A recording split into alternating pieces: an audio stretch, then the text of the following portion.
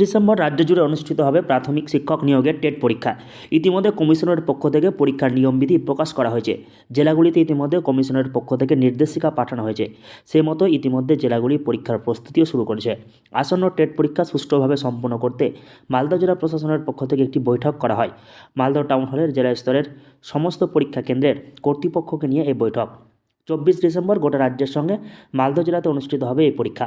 প্রায় কয়েক হাজার পরীক্ষার্থী জেলার বিভিন্ন প্রান্তের পরীক্ষা কেন্দ্রগুলিতে পরীক্ষা দিবেন।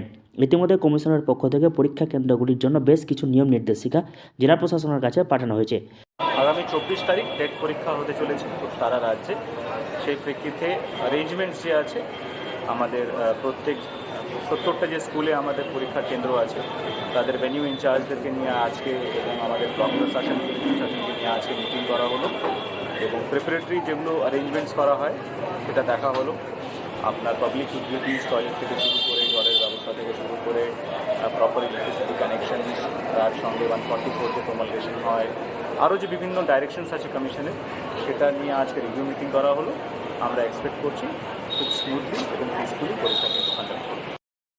সেই সমস্ত বিষয়গুলি নিয়ে জেলা শাসক নিতিন সিংহানিয়া সমস্ত পরীক্ষা কেন্দ্রের ভেন্যু ইনচার্জদের নিয়ে আলোচনা করেন।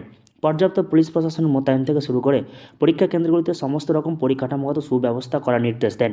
পানীয় জল, ইলেকট্রিক ব্যবস্থা, পরীক্ষার্থীদের বসার সুব্যবস্থা সহ অন্যান্য সমস্ত ব্যবস্থা যেন করা হয় সে বিষয়ে নজর রাখতে বলেন।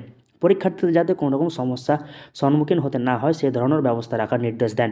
জেলার প্রতিটি পরীক্ষা কেন্দ্রে ভেন্যুতে পর্যাপ্ত পরিমাণ নিরাপত্তা ব্যবস্থা থাকবে বলে আশ্বাস দেন জেলাশাসক। দূর দূরান্ত থেকে জেলায় পরীক্ষা দিতে আসবেন বহু পরীক্ষার্থী, তাদের নিরাপত্তা আইন শৃঙ্খলা ব্যবস্থা যেন ঠিক থাকে সেই দিকটাও প্রশাসনের পক্ষ থেকে যথেষ্ট গুরুত্ব সহকারে দেখা হচ্ছে। মালদহ থেকে হরষিত সিংহ, লোকাল 18 বাংলা।